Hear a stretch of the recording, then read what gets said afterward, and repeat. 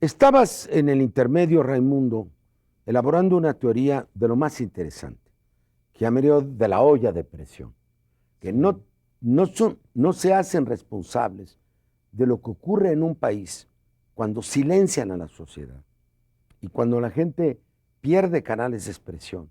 Ellos están violentando la sociedad porque nos acusan de ser promotores de la violencia. Yo creo que son otros, ¿no?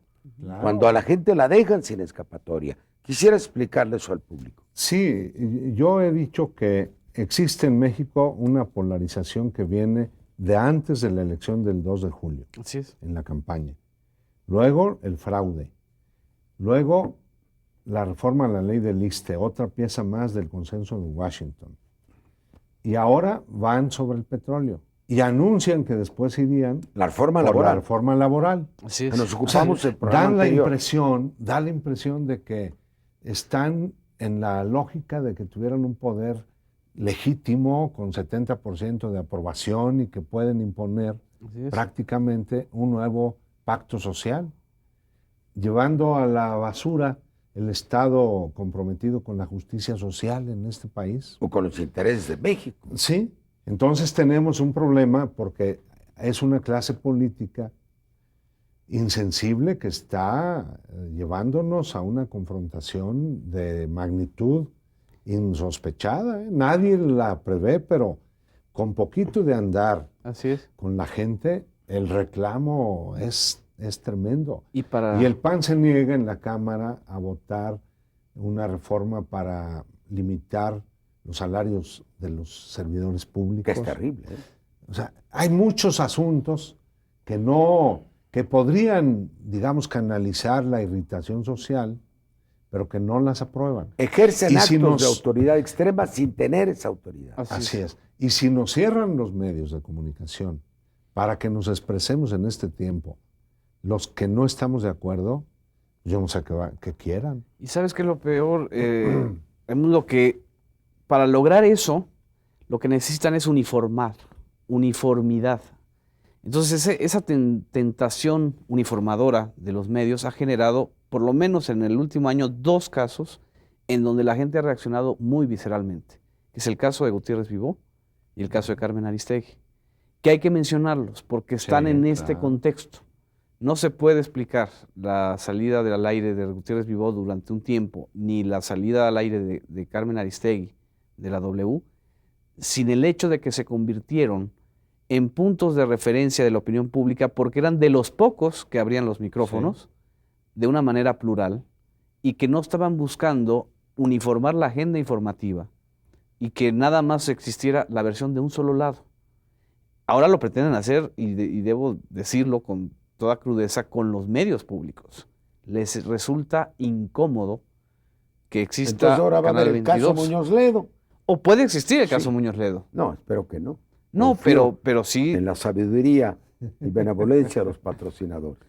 No, y si lo existiera, hay que en cualquier momento hay que demandarlo y denunciarlo. El problema es ese, yo creo. O sea, en los hechos hay una tentación autoritaria mucho más fuerte que en las épocas del Tigre Azcárraga, en estos momentos, porque además no hay nadie que les haga contrapeso, ¿no? No hay autoridad que tampoco les diga, oye, por lo menos abre un poquito tus micrófonos. Al contrario, ellos se están volviendo, los dueños de los medios, incluso más autoritarios que la propia clase política. Pero esto no es que la tesis de ambos no es exacerbar la inconformidad de la gente. Hace 1 o 2 semanas, el director nacional del periódico Reforma, Roberto Samarripa, publicaba un artículo en el cual recordaba las encuestas. Pero eso es un periódico, digamos, no digo conservador, pero muy equilibrado. Y decía que, según su información, el 16% de la población cree que la única solución del país es irse a las armas. 16% lo leí. No sé si tenga fundamento, y yo supongo que sí, es una gente seria. Quiere decir que esta actitud represiva, la ley Gestapo, la militarización del país, la homogeneización de los medios, es estar acorralando a la gente contra la pared para que reaccione. Y entonces cuando reaccione, masacrarla. No hay la intención de un golpe de Estado en México, perdón que lo plantee, en sentido gramsciano. de que la derecha de la derecha, cuando hay inconformidad social, toma previsiones para ir a dar un mazazo. ¿Tienen con qué? ¿Quieren hacerlo? Toda la situación del país es muy delicada. Sí, yo creo que está presente ese escenario y por eso cobra mucha relevancia los llamados reiterados de Andrés Manuel López Obrador a que todo sea pacífico.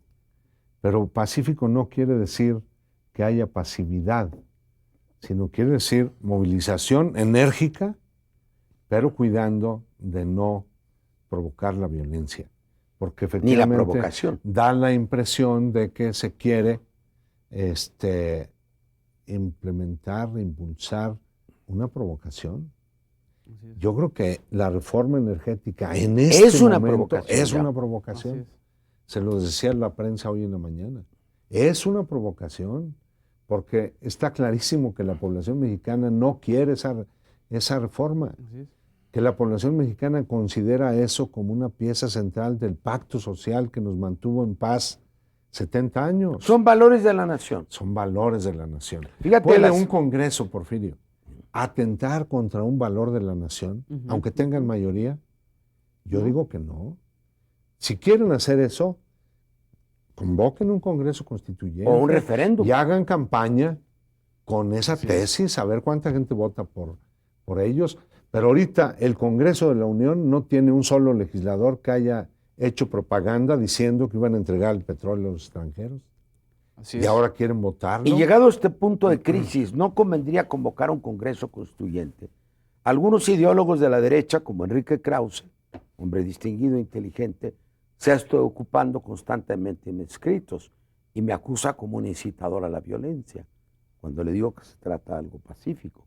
Pero que todas las transiciones democráticas del mundo, si bien no resolvieron los problemas por la violencia, lo resolvieron por la movilización, por referéndum, por congresos constituyentes, referéndum en Chile para sacar a Pinochet, movilizaciones sociales en Polonia y en la República Checa y en Sudáfrica. ¿Por qué tenemos que esperar el fin del mandato de Calderón como si fuera legítimo? Por decir esto, que es elemental, a mí me están acusando de incitador a la violencia. Yo quiero decirles desde aquí que ellos son los que están incitando a la violencia, que ellos son los que están acorralando a la gente contra la pared, que este país necesita salidas institucionales por la vía democrática, como un Congreso Constituyente. ¿Por qué no hacemos un referéndum sobre la continuidad del mandato de Calderón? Está en la mesa la reforma del Estado, la revocación del mandato. La última encuesta que leí, 82% de la población considera que no era ética la conducta de Juan Camilo Muriño y 63% que Calderón era su cómplice. Entonces, ¿por qué no sacamos las conclusiones? ¿Se puede gobernar contra la mayoría de la población en un Estado que se dice democrático? Yo creo que si conscientemente no están haciendo las cosas para tener un estado, digamos, de violencia, un estado de crispación, si conscientemente no lo están haciendo, sí están tomando todas las medidas para cerrar las válvulas de escape, para cerrar las válvulas en donde la gente se puede expresar, entre ellas los medios, y para imponer medidas que lo que están haciendo no es acercar a la sociedad al poder, sino al contrario, alejarlos cada vez más, ¿no? O sea, ahondar esa brecha que se abrió incluso desde antes del 2006. Sí, claro. Y evidentemente uno de los, digamos, de los elementos fundamentales para poder airear, oxigenar a la República es la información, son los medios. Claro. Y si no hay oxígeno en la República, pues vamos a tener un cáncer terrible. Y eso que no estamos considerando, creo que vale la pena ponerlo sobre la mesa, es el otro elemento de crispación que va a ser el crecimiento exponencial de los deportados de Estados Unidos por la crisis, la disminución de las remesas y todo ello por la recesión en Estados Unidos y la recesión aquí. Y con todo eso, estos señores aprendices de brujo quieren la reforma más impopular, antipopular Pero es que usted de la es historia. Catastrofista, es increíble. Ahora, fíjate, este asunto de los muchachos mexicanos, no sé si fueron 5, 7, 10, 12, que eran activistas, porque no se ha demostrado que tenían fusiles o armas en la mano, que se fueron a Colombia. El gobierno de México pide esclarecer, pide que se diga cómo se fueron. pero permite que bombardeen territorio de Ecuador sin una protesta de Naciones Unidas. Yo fui embajador de Naciones Unidas. Yo he hablado con mis amigos ecuatorianos. Creo que la denuncia debió haber sido ante Naciones Unidas. México debió haber alzado la voz como la alzó siempre, es decir, es ataque a un territorio extranjero que solamente Israel se lo permite porque tiene el apoyo de una superpotencia. Y, licenciado, mataron a ciudadanos mexicanos. Pero no hay reclamación, hay mediación. Entonces, ahora todo este monopolio de la información dice que la UNAM, al rato será la UAM, o el Politécnico Nacional, son semilleros, etcétera. ¿Qué no son capaces de pensar que estos jóvenes son no guerrilleros, no, son activistas migrantes, pero que el día que hubiera aquí problemas, esto se iba a multiplicar al infinito? ¿Qué no lo están viendo? Así es. ¿O son inconscientes? ¿Cómo lo ves tú? Yo, en primer lugar, veo nefasto que haya ahorita una campaña justamente para sembrar la duda de que la UNAM es un foco de subversión y de guerrilla, porque entra dentro de esta lógica del Estado autoritario de cerrar cualquier espacio de disidencia o de crítica en los medios, en la sociedad, en las universidades. Y me parece todavía más perverso y más mezquino que tengamos a 10 jóvenes que murieron.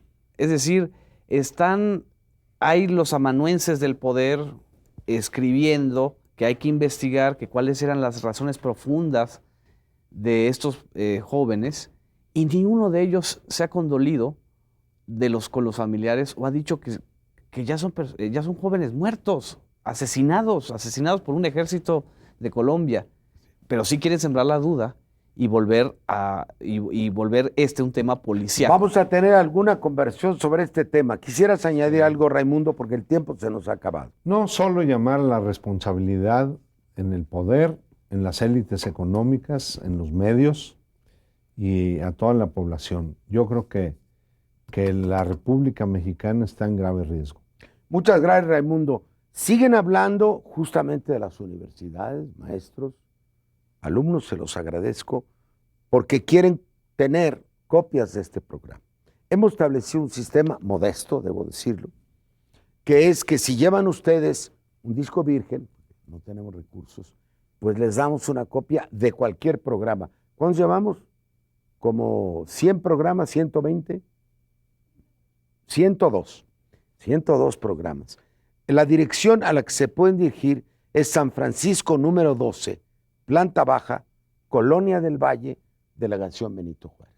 Basta que los estudiantes, basta que los maestros, que las amas de casa, cualquier ciudadano vaya a esta dirección, espero les den abasto, y con un disco virgen que entreguen, les dan una copia de él o los programas que quieran de la colección que hemos hecho. Es alguna manera de trabajar por medios alternativos. Este programa se emitirá seguramente después del 18 de marzo, donde tendremos novedades y motivo para nuevos análisis.